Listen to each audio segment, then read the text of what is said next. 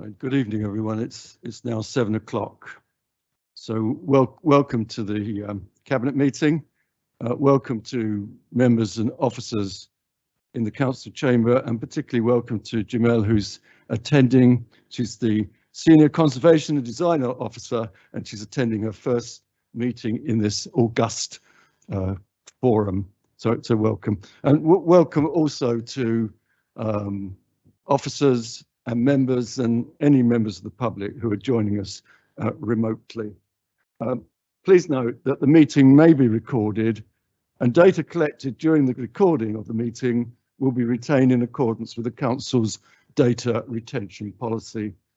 The recording of the meeting may be added to the Council's website.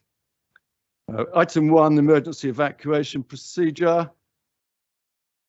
There is no planned evacuation drill due to take place.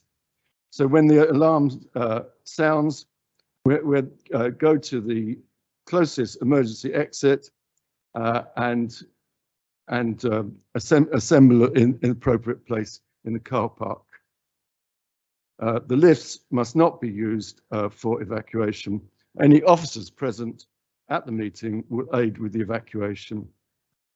It's important, though it's not necessary, to inform you if anybody is disabled. There's nobody disabled actually in the chamber. So Kelly, can we have apologies for absence? Thank you, Chairman. Apologies from Councillor Angela Harrison. Thank you. Thank you.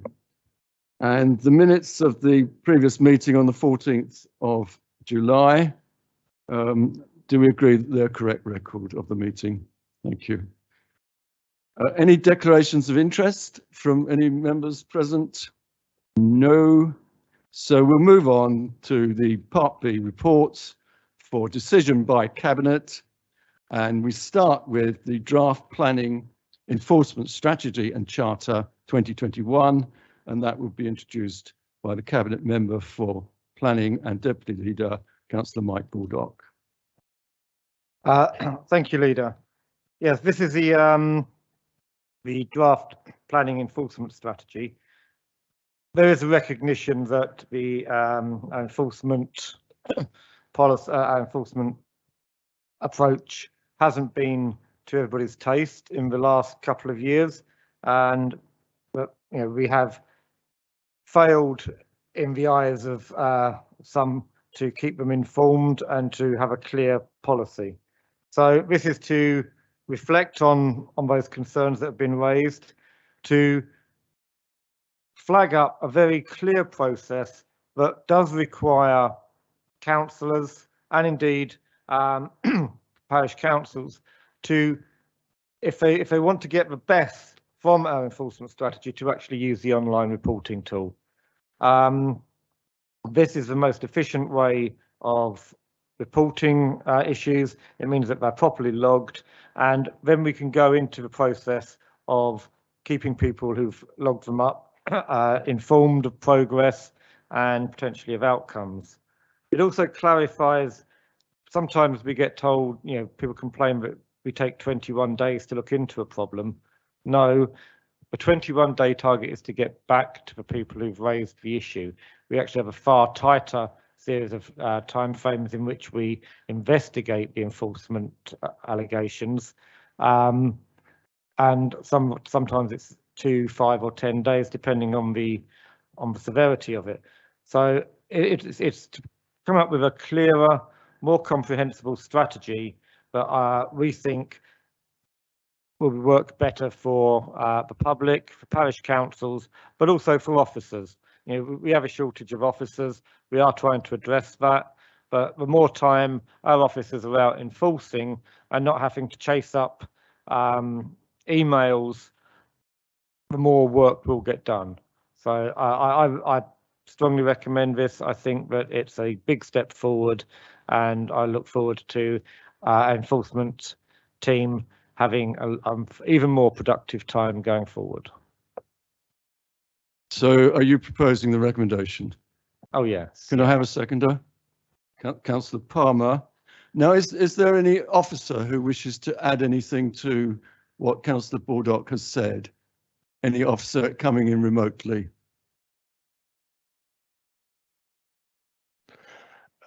Hello, Chairman. It's Andy Jeffers, the Development Manager. If I can, just a couple of minutes. The Charter's been out to consultation. 8 weeks we went to consultation in May and June. All Swell councillors to parish and town councils were notified, and it was on the council's web pages during that period. So it's slightly disappointing. There's only 7 parishes that made comments on the strategy and charter.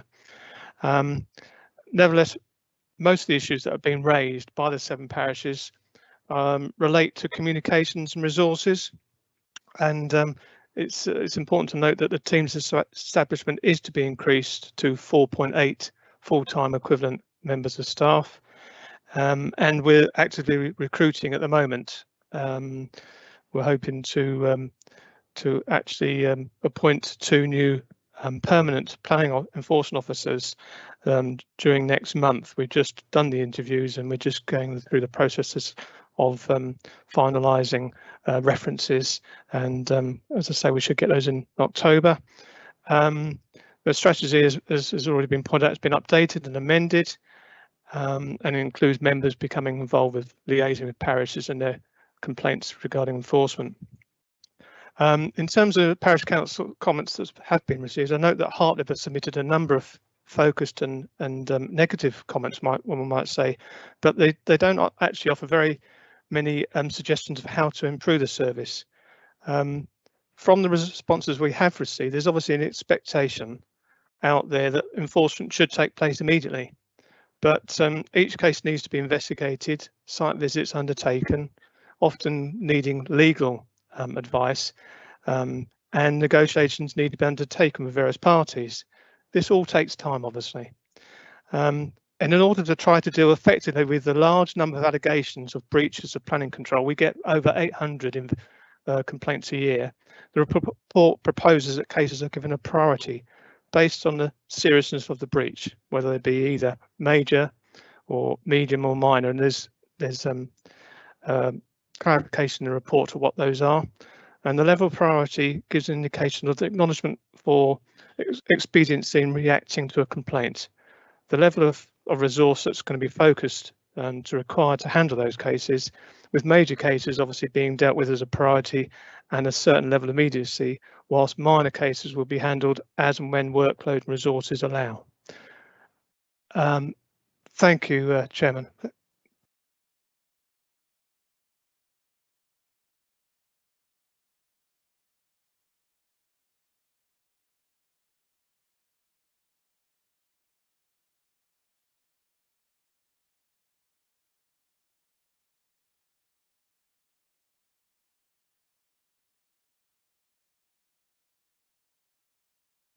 Yeah, I've just fully back up what you say. I think criticising people for pointing out deficiencies and not providing solutions isn't really in order.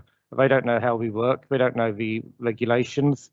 I don't want to discourage people from taking part in future consultations if there's a fear they'll get that kind of response. So I'm not overly, I wouldn't endorse those comments.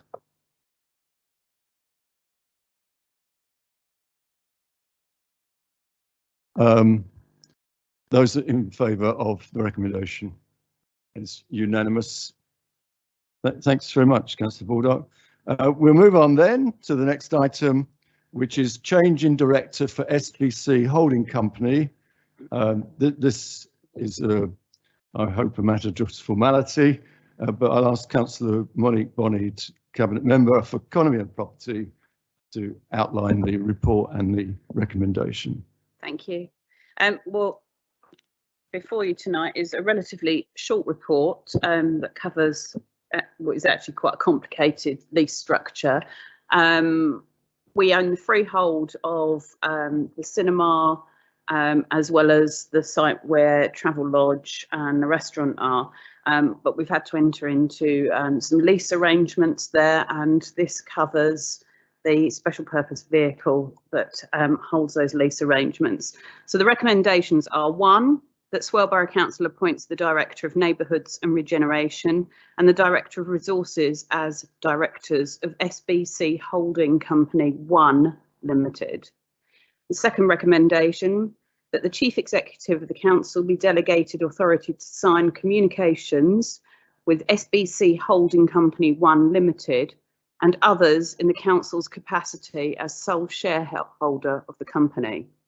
And 3, that the Chief Executive of the Council be delegated authority to write to SBC Holding Company 1 Limited, confirming that the Council is to retain 99% of the rental income from Unit 8, Spring Square, Sittingbourne. Thank you very much. Okay, you're all aware the impact of this is that the two senior directors of the council will be there to protect the council's interest.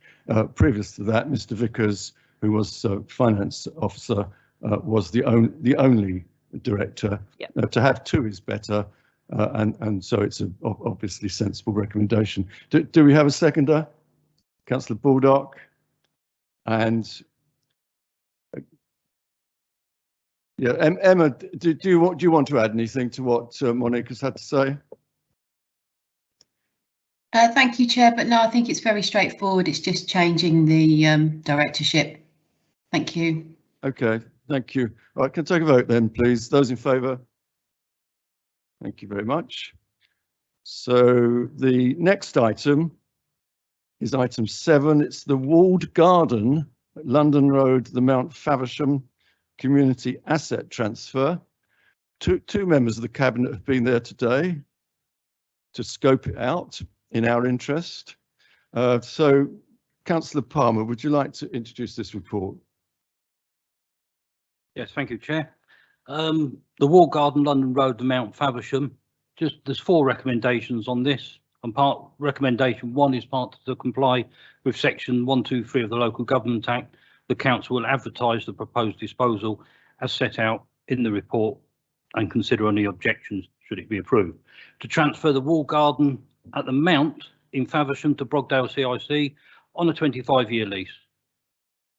Recommendation 3, to delegate authority to the Head of Housing and Community Services and the Interim Property Services Manager to negotiate the final terms of the lease in consultation with Cabinet members for Community and the Cabinet member for Economy and Property. Item 4, or recommendation 4, to delegate authority to the Head of Mid-Kent Legal Services to complete the documentation required for the lease on the terms agreed by the Head of Housing and Community Services and the Interim Property Services Manager in consultation with Cabinet members, etc. So they're the four there. It's a very straightforward, simple report. What I would like to say is there has been consultation with the ward members. It affects Watling Ward and St Anne's Ward. They've been contacted, and so has Faversham Town Council. It's been with Brogdale for the past 5 years, since 2017, and they've done some extensive work there and improved the facilities, and they manage that in an extremely well way, and a 25-year lease will give them the opportunity to bid for extra funding and support to go forward. I think the thing you should know that the work they do there is to the benefit of people with learning difficulties, with disabilities, and it gives them the opportunity to succeed and to obtain their full potential where possible. Thank you. So, Councillor Palmer, would you like to propose these recommendations? I will propose that we vote on all the 4 recommendations unless anyone has any deviance from that. But okay. If we can vote on the 4, and I would strongly recommend them. Thank you. And I'm very keen to ask Councillor Ben Martin, who now is the only Councillor Ben Martin, whether he'd like to second that, as he is the ward councillor, I think. I am indeed, and I'm more than happy to second. And just to reiterate what Councillor Palmer has said there, Brogdale CIC do an awful lot of very good work there. I think Councillor Saunders and myself have certainly been and seen Brogdale CIC, what they do, along with Councillors Jackson and Thomas, who aren't here this evening. They do a lot of work with those with learning difficulties. They do a lot of work with young people there. They have done a hell of a lot tidying it up. I remember going past it on my way to school as a kid, and it was just a massive pile of weeds, frankly, that was falling down. They've done an awful lot already. There's more that can be done. Giving them a 25-year lease on this will allow them to access funding to repair the old Victorian greenhouse and to continue to teach and develop the skills of those that utilise the facility. So fully behind this. Thanks very much. Does any officer want to come in? I've seen Lynn Newton's online. Do you wish to say anything, Lynn? Just very briefly, Chairman, if I may, I too, as one of the officers, went to the Mount this morning ahead of their participation in the Big Green Week, and I was given a guided tour of the site and the facilities and the levels of investment the Brogdale CSE has made to date, and I was also introduced to some of the service users. I have to say it was an absolute privilege to meet some of the young people that have been beneficiaries of the work programmes that have been delivered there, and I would urge any member, or indeed any member of the public that's not yet been to site, to take some time out at some point and arrange to visit the site, because it is very, very special. And I think that, you know, as members have already highlighted, with the potential of being able to access external funding, that their vision that they have can be delivered in a safe and measurable way for the benefit of the Faversham and wider community, as well as those service users. So absolutely commend the project to you. Thank you. Okay, Councillor Valentine. Yeah, I too visited the garden this afternoon, and I would very much support the transfer of the asset. I think it was extremely impressive, the work they're doing and the opportunities that they're giving to young people who have all sorts of challenges. Okay, and this is a bit of a trend now, but I too visited this afternoon and had a guided tour. It's excellent. There's three things about this. It's bringing derelict land back into very constructive use. You know, and that's something that we'd want to happen. It's us working closely with a good non-for-profit company.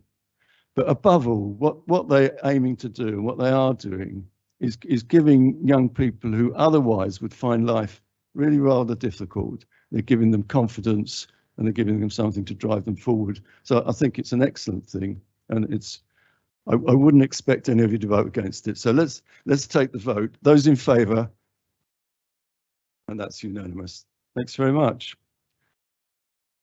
So now we move on to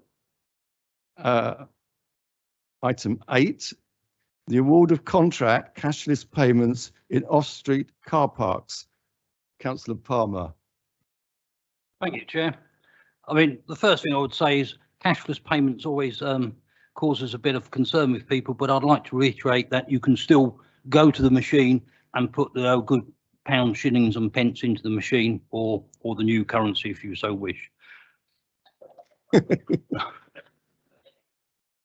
But there's two recommendations here: that the contract for the cashless payment in off-street car parks be awarded to Parknow Limited, or you may know it more commonly as Ringo, for the sum of 106,000 blah blah, as written down there, £106,671 is the estimated value for 3 years, with a possible 2 years extension.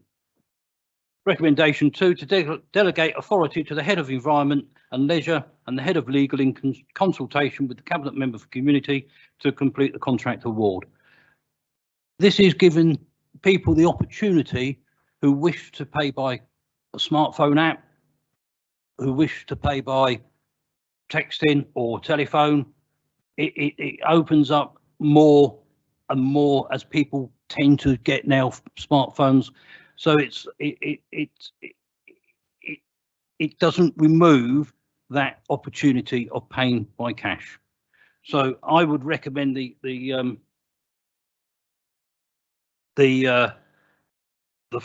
two recommendations. The cashless payment, at the moment, it's about 51% of people use the cashless method of payment. So I think the report is quite clear. The award was based on 80% quality and 20% price. There was 3 bidders, and the one who received the highest total score in quality, well, and price combined together is Parknow Ringo. So I recommend the two recommendations as in the report. Thank you. Thanks very much, Councillor Palmer. Do you're recommending? I've got a seconder, Councillor Baldock. Do you wish to speak? Yep. Now, I just wanted to highlight the fact, because often we get accused of picking the cheapest, and I just want to highlight the fact that Parknail Limited were not the cheapest, and that the quality score was what drove them through. So I just want to highlight the fact that we don't always pick the cheapest. Nor should we. Quality matters too. That's how we formed this cabinet, on that basis. So do any officers wish to come in? I know Mr. Cassell is there, and I'm sure he's really chafing at the bit to say something. Thank you, Chair. You might regret that, because I think the next three are mine as well. So Councillor Palmer has covered the majority of the salient points. I think just to capture, this is a really good deal for residents. Many other cashless parking options make a transaction fee for the privilege of paying cashless. We have been able to negotiate through this contract that there is no transaction fee for residents. They can opt in for additional services such as text reminders, and they are charged services, but they can also opt out, can also just pay the standard parking fee, and that's fairly unique in this county and across the country. So a really good deal. Pleased we've been able to continue it, and echo everything Councillor Palmer said. Thank you very much. Can we take a vote, please? Those in favour? Did you want us to speak? Okay, sorry. Cancel that vote. Councillor Vance, I might say something that really turns our view. Well, no, I'm in favour of the recommendation. I just wanted to comment on, we've got 4 items here, items 8 to 12, or no, 8 to 11, about awarding contracts. And to anticipate item 10, I noticed in that particularly how good it was to see the contract embodying our values that we're supporting in this cabinet, particularly commitment to pay the real living wage and taking measures towards the climate emergency. And in particular on that item 10, it mentions vehicles. So it comments on these issues. I think that's the only one that mentions the living wage. The climate emergency is mentioned in some of them. This particular one mentions neither.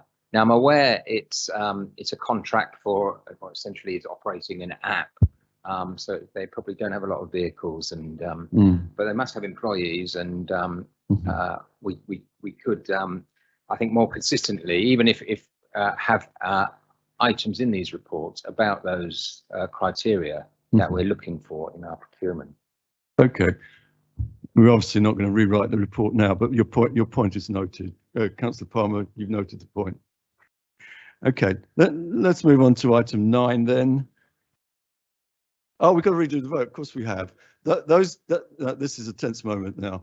Those in favour? Come on. Okay. And that's unanimous. Right. Item 9. The provision of minor maintenance and cleansing of public conveniences contract extension. Councillor Saunders. Okay, thank you, Chair. Yeah, the minor maintenance and cleansing of public conveniences contract. It's a 5-year contract, and we have an option to extend it by 2 years. It's currently with a company called Monitor Services Limited, who've had the contract since 2017. You've got an outline of the facilities that we have and how they're maintained and cleaned. And the proposal is that we extend the current contract until the 31st of March 2024. Our officers feel that contractors demonstrated good value for money and operated very flexibly through the difficult period we've just gone through. They're also able to work with them effectively. If we were to go out to a fresh tender, there would be a risk of the price increasing as well.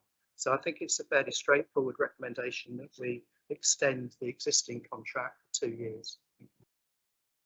Thank you. And are you seconding, Councillor Bonney? And Councillor Bonney seconds and would like to speak. Yeah, just to say, yeah, I wholeheartedly support this, and to say thanks to them and to the officers for keeping the loos in a good state, especially around the beaches over the summer. I think we're all concerned, you know, many of the districts were worried, especially given what happened last summer, and I think they all coped admirably. So well done. Well, thanks for that. I certainly agree with that. Mr. Costello, do you want to come in at all? Nothing to add to Julian, Councillor Saunders' comments, but just to thank Councillor Bonnet, I'll pass that praise over to the contractors. Much appreciated. Good. Okay. So we've got a proposer, you're proposing, and a seconder. So those in favour? Okay, once again, it's unanimous. Thank you very much. So we move on to agenda item 10, the award of grounds maintenance contract, and that's Councillor Saunders again. Okay, thank you, Chair. This is a more significant contract, and it's a fresh award, so I will speak at slightly greater length about it. The grounds maintenance contract is one of the council's largest services. It's for the maintenance improvement of the council's green spaces. It covers things like grass cutting, maintenance of trees, cemeteries, hedges, sports pitches, etc. The current contractor is Blenwood. They've been operating the contract since 2017, so 15 years. As a result, officers have carried out a thorough review before going to a fresh tender, and they significantly respect the contract, and that includes some contractual changes, so some structural changes. So the arboriculture element has been moved into a separate contract, and the emptying of litter bins is being incorporated into the street fencing contract. The new tender was informed by a cabinet member workshop, and it has been particularly informed by our priorities as an administration, particularly to achieve climate and ecological benefits, to improve litter management, and to provide better employment conditions. Significant work was done in order to encourage applications and tender returns, but in the end there were two returns that were made, and in section 3 you can see the tender price and the scores, and you can see that Blenwood, who are the proposed contractor, scored highest on both price and quality. The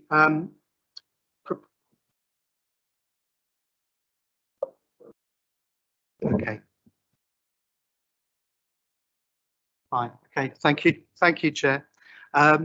So the proposal from Blenwood provides a number of improvements which fit very closely with what we as administration want to achieve. So there are commitments to use more electric vehicles. There's a commitment to use electrical equipment rather than petrol models wherever possible. The contractor will introduce a real living wage from the start of the contract, and they also propose to reduce and eventually remove the use of pesticides. There will be 7-day coverage for litter picking as well. So it's a contract, or it will be a new arrangement that offers a number of benefits for us. There is a significant increase in cost. That was very much expected by officers when they were drawing up the specification, and that's largely allowed for in the medium-term financial plan, But as you'll see in section 4, there is an increase of about £50,000 on what they were hoping for. The reason that you're being asked to accept the recommendation, which is to go with the contract price, is firstly because this is a very key service to the public, which we would want to deliver to the highest standards. And secondly, because there are very positive benefits for a number of the commitments that we want to achieve as an administration. So I would propose that we do accept the proposal, which is at section 5. Thank you. Thanks very much. I've got a seconder. Councillor Bonney. And anybody wishing to speak? Can I bring Mr. Cassell in first, and I'll bring members in. Do you have anything to add, Mr. Cassell? Thank you, Chair. Nothing to add. Very comprehensive summary from Councillor Saunders. Thank you. Right. Councillor Baldock to speak. Thank you, Leader. Yeah, I think the Cabinet member should be congratulated on improving drastically the terms of the contract and to incorporate, and indeed the officers, to incorporate some of our, a lot of our priorities. I am concerned that we do get a lot of feedback complaints about the work, some of the work done by Blenwood. I hope that with a new contract they will focus themselves better on doing a good job. I would like to see if we could, build in a 2-year or 3-year review. If we continue to get complaints, because another 5 years, it's a big contract, and we don't want to have be stuck in a contract if it's not delivering. I'd also like to draw attention to alternative option 6.2, second 6.2, and it's tucked away in there. Yet it seems that one of the potential options could be in-house or LATCO. Not recommended at the current time. Council doesn't have suitable depot or land to create one. A considerable capital programme would be required for the purchase of machinery, and the council staffing structure does not currently support direct delivery of services. And then there's a little line at the end. With the shrinking private sector market, it is likely this will need to be a future consideration. Well, if that is the case, can I suggest that we start work considering that earlier than a year before this contract expires? I'd like to see us looking at this over the next 12 to 18 months, so that if we need to do anything ahead of a renewal in 5 years' time, we're actually in time to consider it, and it won't be sort of lastminute.com. But you wouldn't say that's a high priority, would you, at this particular point? Everything is a high priority. Okay, I mean, the point is well made. Councillor Bonney. Thank you. Yeah, it was really interesting to actually take part in the working group reviewing and looking at this contract, and I think Councillor Saunders should be commended for taking forward the coalition's priorities around climate and ecological emergency, especially around the use of things like pesticides and caring for our environment. I think certainly during the lockdowns, our residents have come to really appreciate our public open space and its management of it, and taken particular interest in that. So I think these changes reflect many of those comments. And also to note really that, there was a budget figure in the medium-term financial plan, and actually the variance of that is about 3%. So it's really small. And I think that's quite an achievement in the current climate, given what's going on in the economic world. So I fully support this. Well, thanks for that. We do. Sorry, I'll bring you in, but we do get a lot of complaints. Actually, quite a lot of the complaints I've received turn out not to be Blenwood. They turn out to be another organisation. Councillor Martin. Yeah, again, I give congratulations to the cabinet member and his deputy, and to the working group that worked towards this. It is great to see a contract that does take into account those priorities. As the leader mentioned, it is usually another organisation when we get the complaints about Blenwood. It tends to be where you've got, how should I put this, the county council having an area of land, the borough council having an area of land, and the social housing providers having an area of land, all in close proximity and all having slightly varying standards as to what they expect. And as a rule, we tend to have a slightly higher standard than the county, and about the same, if not a little lower perhaps at times, than the social housing providers. This looks like it's going to be a good thing. I am concerned around the private sector market on this in the longer term. To only have the 2 applicants, and I know there was a big tender out from the London boroughs at the same time as ours, which would have disadvantaged us in getting more applicants. But it is also worth noting Blenwoods were not just the best on price, they were the best on quality of those that bid. So again, it's not all about price, it is about quality. Let's see what happens going forward. And I'm sure they will save money as well in the long term using electrical equipment for cutting as the price of fuel rises. Correct. Councillor Saunders, you come back now. Big item. Okay, thank you. I just wanted to pick up on the comments that have been made about, I suppose it's contract monitoring, ensuring that we get a good performance from the contractor. If you look in the paper, it does identify that there are going to be greater performance indicators and also heavier penalties for non-compliance.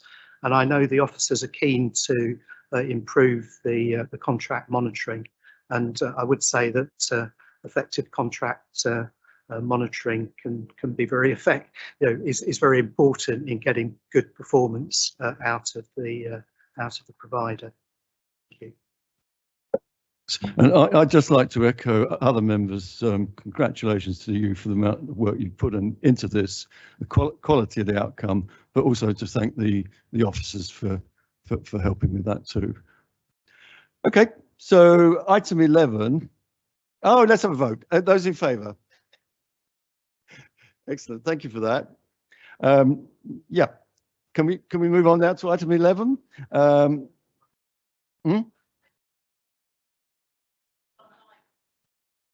Okay, that was unanimous. Thank you. Right, agenda item 11. As Councillor Saunders said, this is a separate contract to what it was before. So the award of an arboriculture contract, and this is for you to open, Councillor Saunders. Thank you, Chair. Yes, as mentioned in the previous item, it has been decided to separate out the maintenance of trees from the rest of the grounds maintenance contract. Currently, the service is provided as part of the Blenwood contract. The reason for doing this was that officers felt that it would open up the work to smaller local businesses, and that there was potential to get greater value and to gain more tree works at a similar price to the current one. I'm pleased to say there was a good response to this tender, 6 returns, and if you look at 3.6 at the applications, you can see that the proposal is to give the contract to Elite Arborists, who are a locally based company, and they have the best price and quality score. They also, it's worth mentioning that they've made a commitment to a number of environmental improvements as part of the contract. So the proposal is to agree a 5-year contract award to Elite Arborists at a cost of £31,200 per annum. That's based on them doing 48 days of tree work a year, which you can see at 3.4 in the paper. So I would like to propose that we move forward with that proposal. I have a seconder. Seconder, Councillor Martin. There will be a debate around this. Do you want to come in, Mr. Cassell, before I open up the debate? No, nothing to add, but happy to answer questions from the debate. Okay.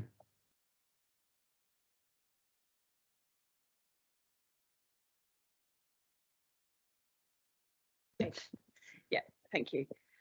Right, okay. I might have to declare an interest as a bit of a tree hugger. But yeah, so I think when we're looking at our priorities, one of them is obviously dealing with the climate emergency. And I think looking after our mature trees is an absolute priority, because for every new one that you plant, quite honestly, the impact is very minor in the early to mid years. Whereas if you have a mature tree, its impact on the environment, not just from a nature and wildlife point of view, but from a benefit to the wider environment, is significantly more. The report says there we've got 171,755 trees on our land in our ownership. And if I'm being critical, I do think that that number of days is a bit light for managing all of that over a year. So I would be quite keen that we actually focus on managing our tree stock properly, and put a bit more into it to get that. So does anyone else want to speak on that? Okay, that's fine. Did you actually give a number of days? No, I'll let someone else come up with that one. I think someone else. Councillor Baldock. Thank you, Chairman. Yeah, I fully support what Councillor Bonney has said. There is at 3.4, we asked for costings at 48, 55 and 60 tree days. I think 48 days is less than a day a week. 177,000 trees. I'm not sure how many trees we get to look at, but that's an awful lot of an awful lot of work to be done. I would like to see if we can delegate to the cabinet member a means of bringing in the 60 days. My own off the back envelope estimates, I figured it would be about £7,500. I think it's 7.8, but I think that would be extra on the contract. I think that would be value for money. I think from a heritage perspective, some of our old trees are important from an environmental perspective, and the early intervention with trees, just like everything else, saves you in the long run. And I would like to suggest we do delegate that to the cabinet member to look at the 60 days. I'd also like to add that I think this is absolutely the right thing, taking parts of the work away from big contracts and making it possible for smaller companies to bid for them. And I think that's the approach we need to look at going forward. If we're only getting two companies bidding for the whole work, then let's see if there's other small areas that we can isolate out in the future and make subject to a separate contract, because I think this is a good proposal, and yeah, I'll leave it at that. It is a sort of amendment, yes, a proposed amendment. Okay, I'll coming up, but if I could go first, just to say that I have to say, don't I, that we are trying to get a budget that's got to close a gap of £3 million. So let's not forget that. What you're proposing is relatively marginal. Councillor Saunders, is it feasible for us to agree this evening, but for you and Mr. Cassell to go away and just via the small detail of that. Would you like to comment on that, or could I actually bring Mr. Cassell in first?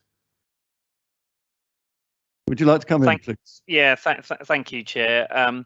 Yeah, if you were moving the recommendation to award on that basis, we would award on that basis. But with any contract, there are terms within that contract to make variations.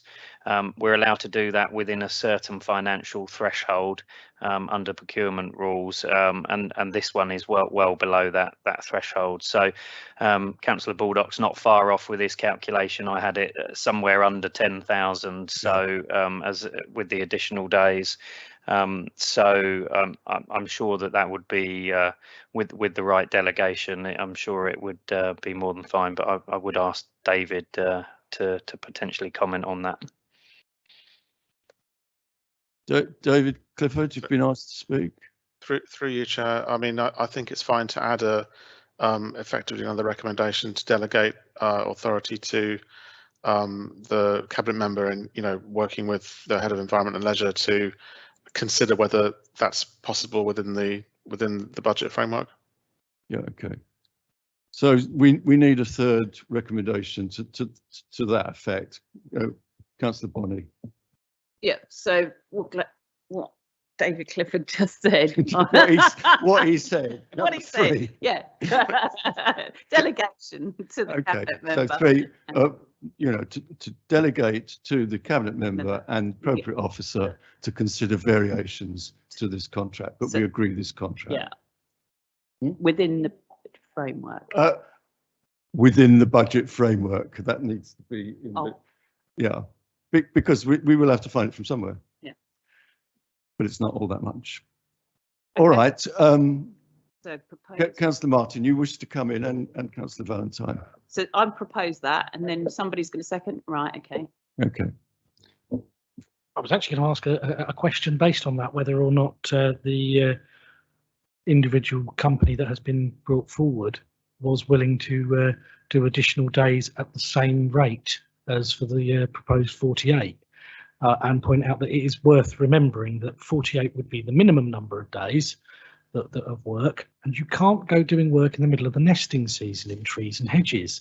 So actually, when you've got storm season as well coming up, 48 days may well be a maximum in some years with the weather conditions, depending on the height of some of the trees. So you may be putting yourselves in for an extra 12 days a year, which might not be manageable. Okay. Just as a forewarning. Well, again, I think given the recommendation, that is for the cabinet member and the senior officer to work around. But the clear indication is that members would like the very best care of the trees that are available to us. Okay. Can't remember. Have we had a vote? No. Let's have a vote on all three recommendations. Oh, Tim, you want to come in? I wanted to speak on a different issue, so if you want to go to the vote on that amendment first. Okay. Well, we'll vote on the amendment. Yeah, the amendment first, please. Okay, agreed. Now you wish to speak. Okay, I just wanted to say a few words about the living wage and the climate aspects. So it's very much welcome the environmental improvements in the use of electric machinery, and I agree with Councillor Baldock's comments about splitting this off from a large contract and having a local company bidding and attracting 6 bids, which is all good.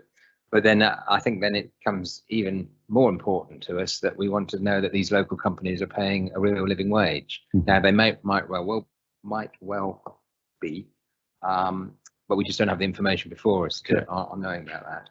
And I also note there's no commitment about electric vehicles. It might be harder in this more specialist area with bigger vehicles at the moment. But again, I'd just like to see some information on the efforts to push them in this direction. You don't want to amend the recommendation, but there are 2 points, Councillor Saunders, that you might take forward. Okay, thank you, Chair. I mean, if you want, I'm sure Mr. Cassell can comment if need be on where we are, where we were with this contract. Mr. Cassell, could you say where we are vis-a-vis this company using the living wage, and where we are in terms of use of electric vehicles? Yeah, certainly. Clearly, so, given the nature of the work, they are much larger industrial vehicles that are required, and including cranes, to be able to do that. So the market isn't particularly strong on electric versions of that, but within all of our contracts moving forward, we are putting those requirements in there. With a view to having amendments throughout the course of contracts. I will draw your attention to the implications section where we do mention a good use of electric power tools and various other bits. So that is certainly an improvement on the existing tree contract.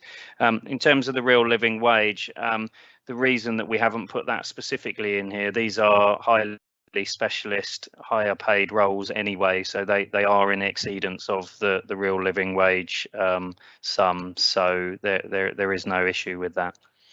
Okay, thanks very much. So can we vote on the first two recommendations then, please? Those in favour? Okay, thanks. Right, agenda item 12 is the local heritage listing criteria. This is Councillor Baldock. This is an important area to us as well, which we are moving forward with some momentum. So, Councillor Baldock. Thank you, Leader. Yes, this is the next stage in our heritage strategy. We've seen from feedback to the heritage strategy in general that it's got a very strong support base out amongst the public.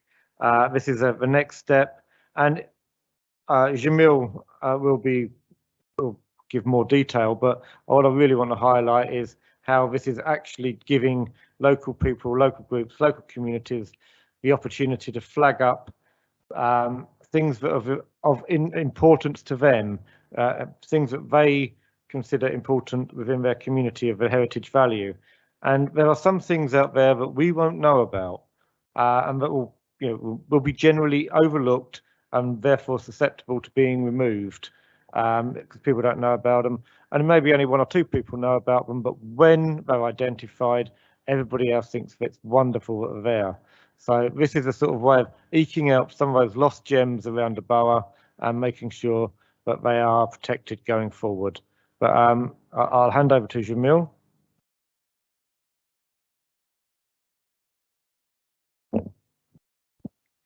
Thank you, Chair. Local heritage list is part of heritage strategy action plan 1, and what we are here today is we're recommending adoption of listing criteria. We've been through public consultation, we've been through various stages of it, and the listing criteria would establish what are the criterias used to list local heritage, which is not statutory listed, but it's local to Swale, it's specific to Swale, and it's for the people of Swale. So on page 77 of the cabinet report, I've got the track changed document listing criteria. The yellow highlighted items are the ones that were discussed in local plan panel, and we are requesting recommendation for adoption with those changes, which have been discussed extensively and are a result of the public consultation that was undertaken. Thank you. Thank you very much. So now, would you like to propose the recommendations? Thank you. Yes, I would, and I'd like to thank the parish councils who responded to the consultation. I'm sure Jamil will agree that their contributions were very useful and very welcome. And I'd like to move the recommendations. Can I have a seconder? That's the Bonnie. Okay. This is just another example of the good things that are being done by this council. Some of them below the radar of local publicity, local press coverage, but actually are having quite an impact on people's lives and their pride in Swale. Okay, does anybody wish to speak on any item of this? Okay. So we've proposed and seconded, haven't we? So those in favour? That's unanimous. Okay, if we could go to item 13, which is the financial management report.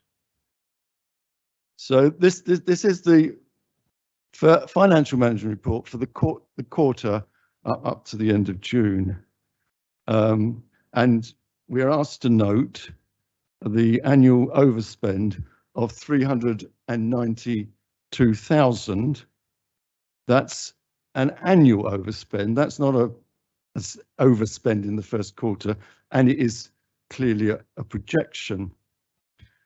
We've covered ourselves on that by setting up the COVID recovery fund of 1.043 million, which we allocated from the 2021 savings.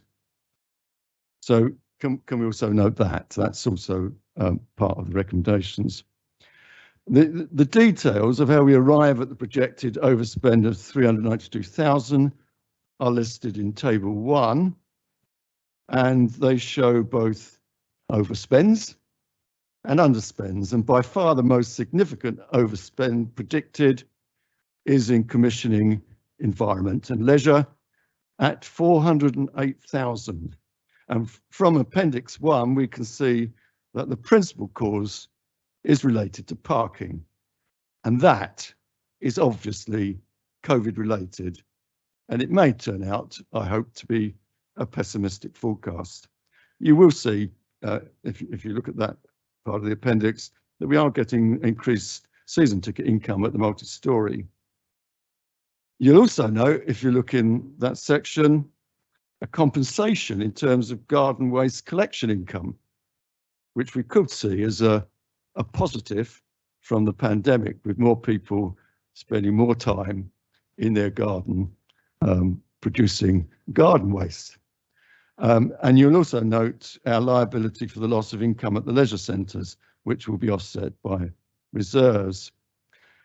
There's also a predictable overspend on homelessness, and that is COVID related as well. And there's also, I think, a real concern of an increase in homelessness for other social and economic reasons in the months ahead. So that is something of concern to us. On the other hand, we do have savings, underspends due to salaries, planning and legal services. And there is also an anticipated fund from government increase of 170,000 for losses on fees and charges. And this is in table 1, and it's recommendation 5, which we are asked to note. Recommendation 4 asks us to note the top up of the pension and redundancy fund by 50,000. Paragraph 310 also notes that the general fund now has a balance of 2.856 million, which is still 1.3 million above the agreed minimum, but I have asked for a full review of all our reserves to see how we can make the general fund more buoyant. Finally, we need to note the current position on this year's capital budget. So on a budget of 25 million, we've spent 968,000, and that's shown in table 7. And we also have slight variances on the budget, totaling 596,000, and they're mainly capital projects being funded by partners. I have to say, I think in such difficult times, we are doing very well to be able to project an overspend in these circumstances of just under 400,000 when we've had the judgment to put aside over £1 million to meet rising costs if they are caused by COVID. I think that shows that we are managing the finances in a difficult time in a very judicious way. So I've mentioned some of the recommendations going through. I'll read them out. To note the projected revenue overspend of 392,000. To note the capital expenditure of 968,000. To note the transfer of 1.043 million from the underspend to the COVID recovery fund. To delegate to the chief executive the authority to top up the pension and redundancy fund.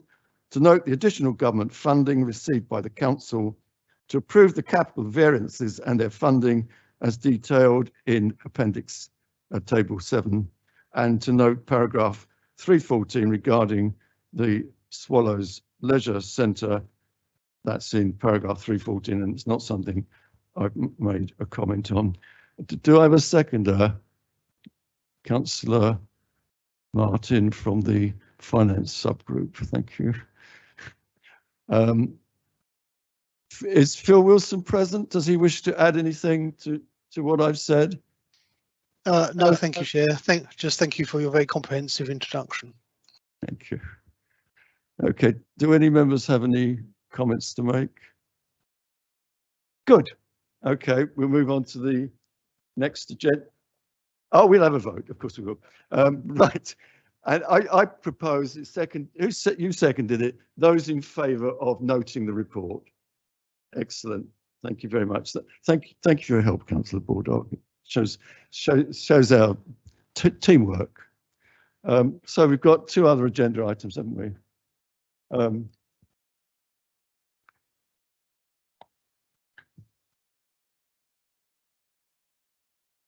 So we've got the recommendations from the Joint Transportation Board. They're not very comprehensive. Did you actually do anything at the Joint Transportation Board? Would you like to present these minutes, please?